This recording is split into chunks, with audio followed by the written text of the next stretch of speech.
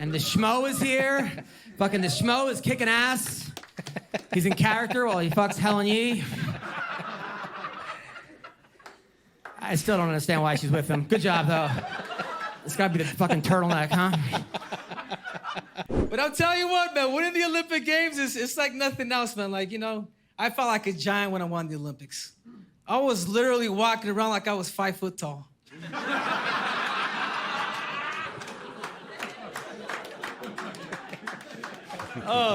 But I tell you what, when I won the Olympics, I'm not gonna lie here. When I won the Olympics, I would put on my medal as I would have sex, just to let the women know that I'm the one that comes first.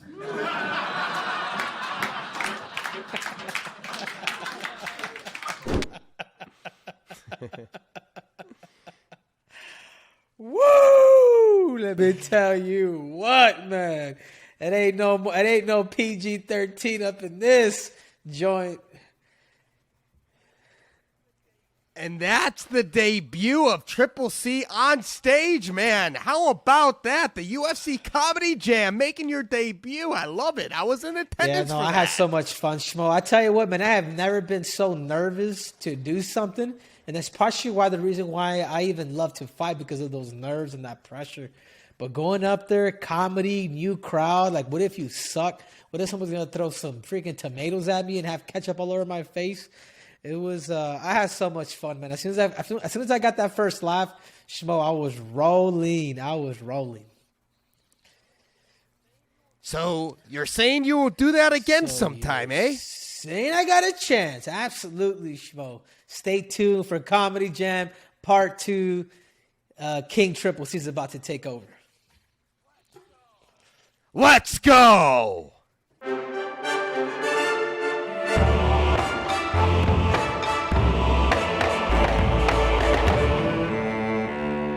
Welcome back to the Triple C and Schmo Show. I'm the Schmo. My co-host has an Olympic gold medal. He's a champ. He's the one and only king of cringe, Henry Cejudo. What's up, Schmo? Time is money, and money is time. Let's get this ball rolling. Yes, indeed. So we saw the comedy special, but let's take away comedy, and let's get right into this week's gold medal moment. Triple C, you've been calling him out for a long time. You were vocal on Twitter. You wanted Alexander Volkanovski when Max Holloway had to pull out due to injury from the trilogy fight. You didn't get it. They give it to the Zombie. The Korean Zombie will be fighting Volkanovski at UFC 273. You got passed over again. I'm gonna. You know what? I'm gonna take my crown off for this one because I'm just so disgusted, Schmo. All right. You know, this is the thing, guys. Let's put the cringe aside. Let's put the persona. Let's put the gimmick. Let's put that annoying character aside. And at the end of the day, Schmo, I'm just an ultimate competitor. And I would be the first fighter in UFC history to become a 3-division champ, which I know is very, very doable. Alexander Volkanovski, he doesn't scare me, dude.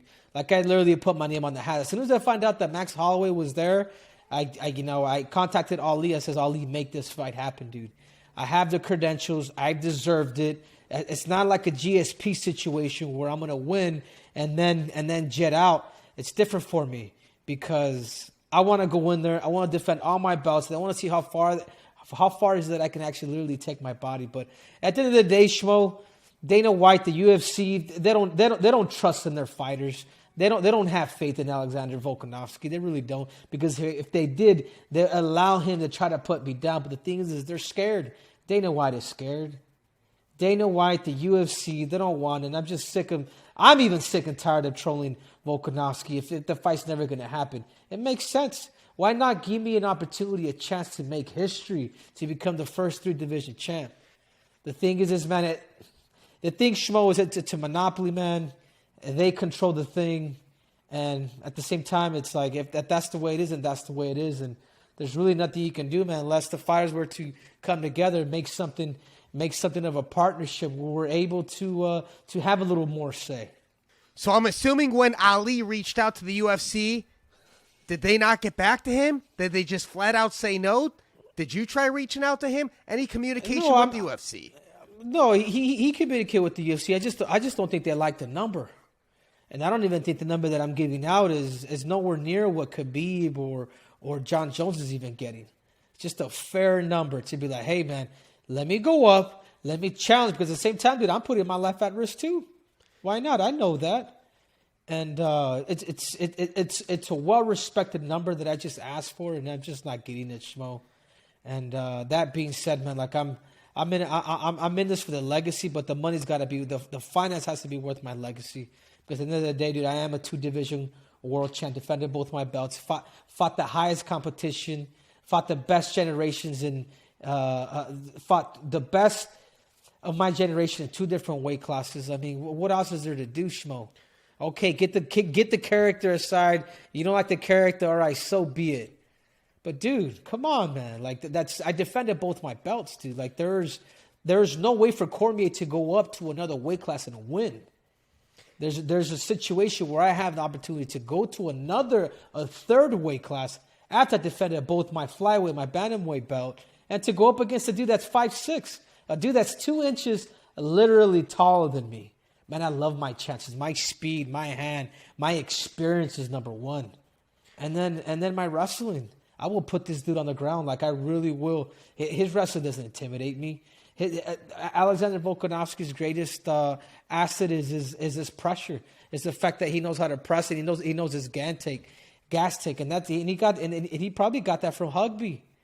You know, understanding your threshold, and that's about it. He does not impress me. He's a good fighter. He's not a great fighter, and I wanna punch his lights out, Schmo. But Uncle Dana bald, Uncle Dana tight won't allow it. So are you saying it's not that you're not being taken seriously? It's coming down to finances in this situation, Triple C. Yeah, which is something that I've always put out there. It's the same reason why I did retire. You know what I'm saying? It's like how much history is enough? I can't be getting paid the same thing I got paid while beating Demetrius Johnson, TJ Dillashaw. I'm like, man, I'm stomping these dudes. I'm getting rid of these so-called legends. Dominic Cruz didn't last no more than 2 rounds. TJ Dillashaw didn't last 30. They didn't last a minute with me. Got rid of him in 32 seconds. You know, Marlon Moraes, the killer of killers, couldn't last 3 rounds with me. Me going up weight classes, stomping these dudes. Come on, dude. Like, there has to be a compensation piece in there too. And for the record, just like Daniel Cormier, as a champ, you defended those belts and both those weight divisions. So for anyone saying he's just going to grab a title and run, you don't have that in your track record, Triple C. You have not taken a belt and ran. You've defended when you've earned that belt. So we can only assume if you got the opportunity, you would defend said belt. Well, exactly. And not just that, Schmo, but when I defended my belts, I retired when I defended. I didn't string you guys along for a whole year. I literally, once I won that belt, that following Monday, I said, hey, man, I'm out. I don't want any of this. I don't even want to negotiate because I don't even think they're going to negotiate with me. You know what I'm saying? I just want my respect, and that respect is done through opportunity and financial. So and I'm not asking. I'm nowhere near. Like, I'm not even overreaching, Schmo. That's the sad part, bro. Like, I'm not even overreaching at all, man. When I told Khabib how much I'm getting paid, and how much I'm asking for, he was so dumbfounded. He's like, really? He was like, really? He's like, man, that's not right. I understand you. You know, it's just that people are on different contracts, man. You know, Khabib's making $10 million a fight, and we're nowhere near that. So, is Volkanovski the only guy out there that you believe could bring in that revenue, that is that worthy opponent, that the UFC could potentially pay you the money you're asking for? Or is there somebody else you think could draw you out financially? No, it is Volkanovski. It makes sense, Schmo. It makes sense, man. I'm going to sell the fight. These dudes ain't going to sell the fight. These dudes want to shake hands and kiss babies, man. They want to say how great they are and how much they respect each other. Dude, I'm out there to grab that big giant midget head of his and kick it to Kiwi land. How about that? All right, but how about this? The person stepping up who's getting the nod to fight him is a teammate of yours at Fight Ready, Korean Zombie. He comes out there, he works with Eddie Chan Company, and he does his camps right there in Arizona. Are you going to be there in camp to help Korean Zombie to face Volkanovski, UFC 273 now? Yeah, of course, man. But that's going to be. We haven't spoken to Korean Zombie. I know the coaches here want me to work with him because I'm working with. It wouldn't be smart if I didn't help Korean Zombie out here because I work with the 1%ers. We got Yuri coming out next month. I've been speaking to him. We got Deiveson, Wei Lee, John Jones. I mean, this is the best team in the world, man. If you really think about it. And I am the surgeon. I am the professor. I am that guy dissecting and formulating this fight camp for these dudes in order for them to have the best probability of winning. I bring a business approach, a leadership, a technical, a tactical. I'm the guy that's adjusting you and allowing you to be confident and sharing your thoughts with the team in order for you to be good. Because at the end of the day, the person that fights is going to be the Korean Zombie. It ain't going to be me. I know what I could do. I know where my abilities could take me. Hold the phone 1 second. You mentioned Yuri Prochazka. You've been in communication with him. He is, in fact, coming to fight ready next month? Yeah, he's coming out next month. Jones will be out here next month as well too. They're going to be training with each other. Iron sharpens iron, and I think these guys are next level creatures, man. They really are. And I think it's crazy, Schmo, because I almost felt like I shot myself in the foot a little bit with the cringe. But in reality, if you really think about it, I mean, look at how many of these athletes, the high level, the cream of the crowd, how much they respect me. Like, you know what I'm saying? Triple C. This is the silly world that we live in, Schmo. I don't get it. You're comfortable enough in your own shoes. Doesn't matter how high they are or how low they are. You're comfortable enough to be the cringe master, the cringe king, the king of cringe. Oh, I love it too. And then I love it. I just hate it that they don't love it. All right. So let's wrap everything up then in this Volkanovski zombie conversation. How do you like this matchup? How do you see it playing out? And what are the things that you're going to work on that gives you the confidence that Zombie will be and new? Well, again, man, it's an uphill battle for Zombie because if you see how the fight with him and Ortega, but the old Zombie's gonna have to come out. He's gonna have to take risks. He's gonna have to throw out the kitchen sink and make it into a fight with Volkanovski. He's got a height advantage, which I know it isn't a problem for Volkanovski because he's accustomed to fighting taller people. But I will say this about the Korean Zombie: he fights really good against shorter guys. We saw him against Frankie Edgar. We saw him against a lot of these smaller guys, and he's able to really find his reach that much better.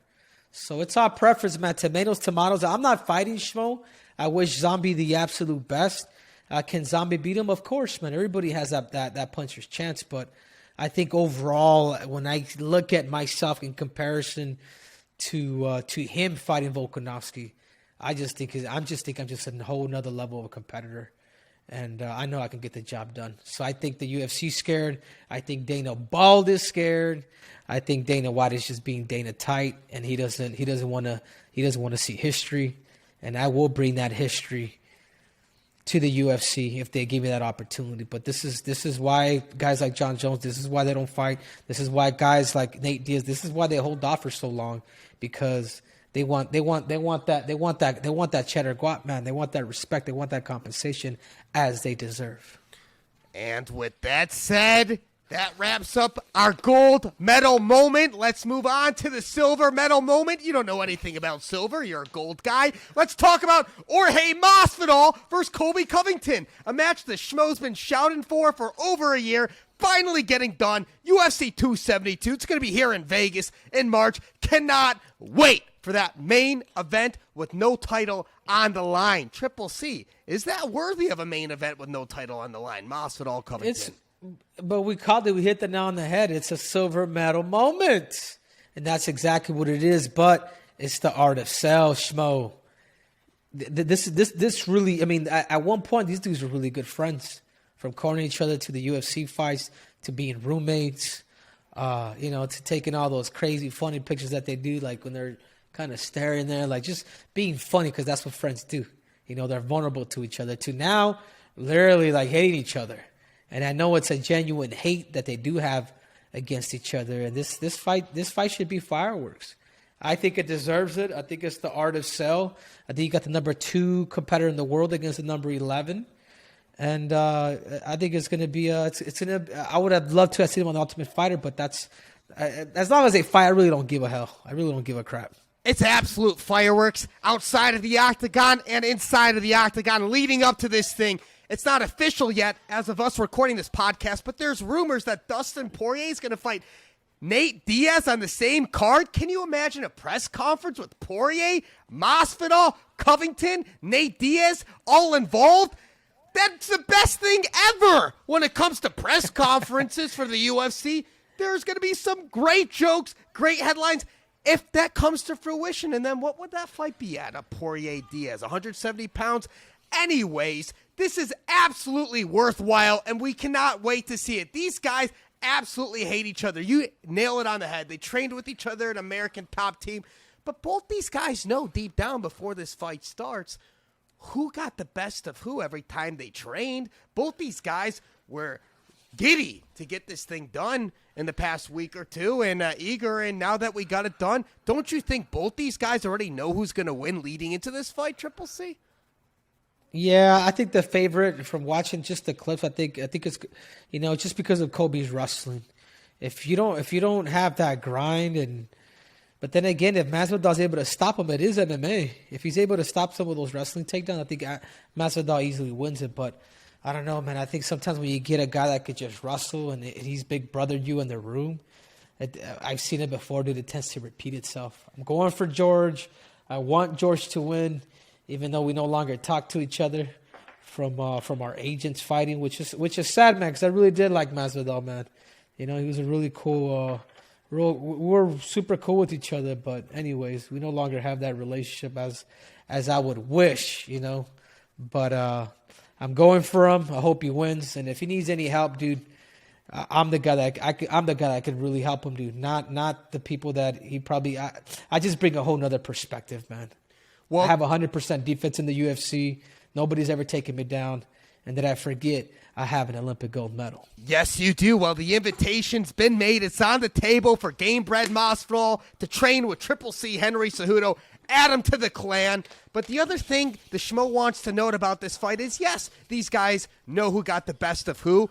Obviously, Colby Covington's got that extensive background in wrestling, and we know how you feel about wrestling and what the outcome is with wrestlers. But the one thing also that intrigues the Schmo about this whole matchup is all those coaches in American Top Team, they know Colby Covington's tendencies. They know how to game plan too. And we know how important strategy can be with familiar foes. They could be studying something. They could know something where he could catch Colby at an off time because of the familiarity with the opponent. It's something to not be overlooked.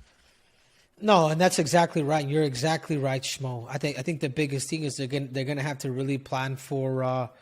They're gonna have to really train like blitz. The exact same way that he caught Ben Askren is the exact same way that he could set something up to catch Colby, because Colby's an unathletic human. He doesn't know how to box. He doesn't know how to kick. He knows how to wrestle. He knows how to grind, which are the two most important aspects, or the most important aspect in fighting is wrestling, and he has that. And I think that's the upper edge that he has. But at the same time, it's like you can also train for that too. There's patterns that he does do. It all depends on the IQ. When we talk about IQ and how smart somebody is how is it that they have the ability to adjust? You know what I'm saying, Schmo? Like you got to have that ability, and that's a trait that the best guys in the world has. Like like a John Jones, he's able to make adjustments. Myself, the guys at that level. And he's the cardio king. The cardio's there. He's going to put the pressure on. This is going to be one hell of a scrap. Cannot wait. And now let's move on to the bronze medal movement. We're moving to this exact weekend. Coming up, UFC Fight Night. It's the first UFC event of 2022. Giga Chikadze is fighting Calvin Kattar. We haven't seen Calvin Kattar in the octagon since that ABC fight with Max Holloway. Giga Chikadze, he's been on a tear. Is this a number one contender fight for you in the featherweight division, Triple C? It is, man. I mean, I think the most dangerous guy in that weight division is Giga. And I'll say this again, dude. I wouldn't want to fight Giga. Giga is dangerous. When you see a guy that knows how to throw kicks and the way he throws kicks, even with this, like he literally hits you with his foot, and the fact that he pinpoints people with them leg kicks. I mean, he drops people. It wasn't just in MMA that he was dropping people with body shots. He was dropping people in kickboxing as well. I mean, the dude is vicious, man. He's tall. He's fast. He's powerful. He's accurate. I just think he's just a bad matchup for Calvin. Calvin's got good hands, but I don't think he really has that thump, that weight behind his punches. And I just think Giga's just a lot more well-rounded, and for that reason, I think Giga's gonna end up winning that shot, and I think he's gonna end up getting the next title shot if he doesn't fight Holloway next. What can Calvin Kattar do to beat Giga Chikadze? What can he do to nullify those kicks? What could he do to get his hand raised? Put him in the clinch. That's what I would. If I was that height, I would put him in the clinch, get him against the cage, slow him down, stomp on his feet. Make it dirty, because you can't give Giga space. If you give somebody like Giga space, that's where he lives, man. It's a lot more dangerous for a fighter that just kicks and does more of his fighting based off of kicks than it does punches, because he will slowly chip away at you and he'll break you down. And we saw that with all the fighters that Giga has fought. He's chipping these dudes away and he's breaking them out, Schmo. He's dangerous, man. He's the most dangerous matchup for Volkanovski, not named Henry Cejudo? Yeah, I would say so. Okay. I think I would love to see him and Yair kind of go at it. I think it would be an awesome fight because they're both lanky and they both kick and things like that. But yeah, no, I think Giga's a tough matchup for anybody. I would say Zabit, but Zabit hasn't been in there. It's different, Schmo. I retired on top. I retired with 2 belts. Zabit's retiring. He doesn't even have a belt, man. Like there's no statement that's left there. I could die happy tomorrow. Because I got gold. You want me to? You know what I'm saying? Zabit, if Zabit was to get back, I would think he would be the biggest threat, but because he's a lot more well-rounded with the takedowns, the kicks, the punches, the unpredictability that he does. But he's been gone for so long that I don't know how his gas tank's going to be on when he returns. So I would take one more fight, or if I was Zabit, I would make Zabit and Giga fight. Winner of that fights for the title. I think that's fair. Hey, the Schmo's not overseeing Zabit and Yair Rodriguez, because that fight was supposed to happen so many times before Zabit just said, no, I'm done, I'm walking away. Hopefully he comes back. That's a good point.